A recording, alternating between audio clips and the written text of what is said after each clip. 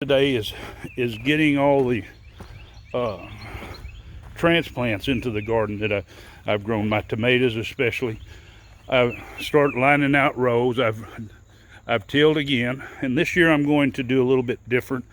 I'm not going to use so much overhead watering, especially for my tomatoes, because we all know the effects of overhead watering on tomato plants, the more splashing onto the leaves and stuff like that. And I'll probably end up mulching around them this year. I've got some pine mulch that I've had some trees harvested a couple years ago, and I went ahead and throw some lime in there with the pile of pine trees, so it wouldn't be as acidic when I go to mulch with it, because tomatoes don't like a real acidic ground, and they like a kind of a pretty close to a neutral pH, probably 6.5, 7. So anyway, what I'm doing here, I'm using drip line that I've used several years ago. Now, when you invest in drip line, your initial investment is a little bit higher. But what I do is I lay out my drip line first, and I've actually got bamboo to stake most of my tomatoes. I'm planning to grow quite a few plants this year because I want to do some canning with the tomatoes. But what I'm doing is laying out my drip line first. Now these are close. These are a little over a foot apart, right here, just probably 14, 15 inches.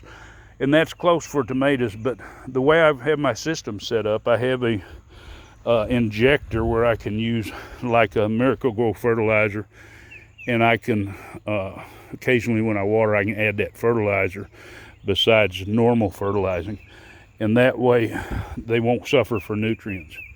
But now, one thing to be aware when you're planting tomatoes, and especially planting close, make sure you have plenty of lime in your soil. There's different ways to amend it. I just use lime itself, and it's calcium carbonate, and treat the whole garden.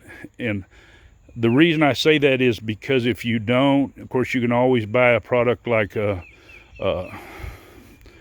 bloom rot, some type of bloom rot product or something, but what's causing that is a calcium deficiency in your plants, and you want to be really particular about making sure there's plenty of calcium. So like I say, lime, there's a lot of other things people use to handle that, but the cheapest, like I say, you can go down to the feed store and buy you a bag of calcium carbonate and amend your soil before you plant your plants.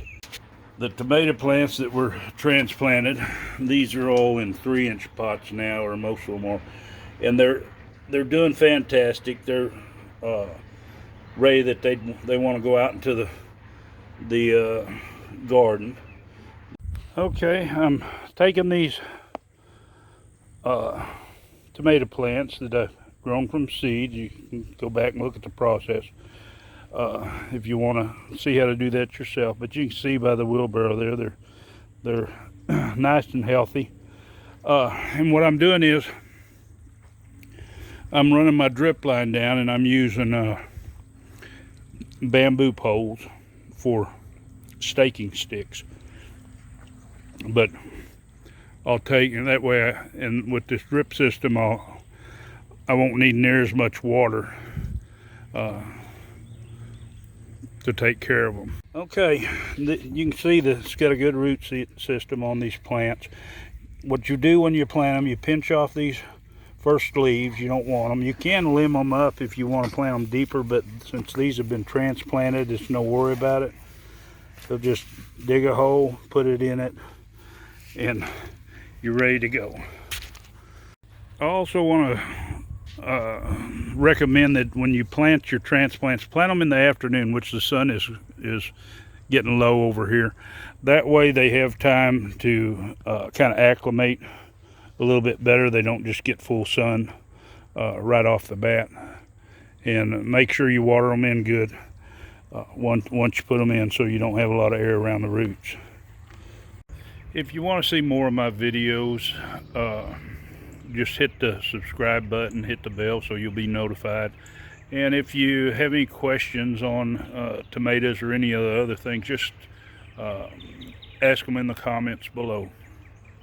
Hope you enjoyed this video.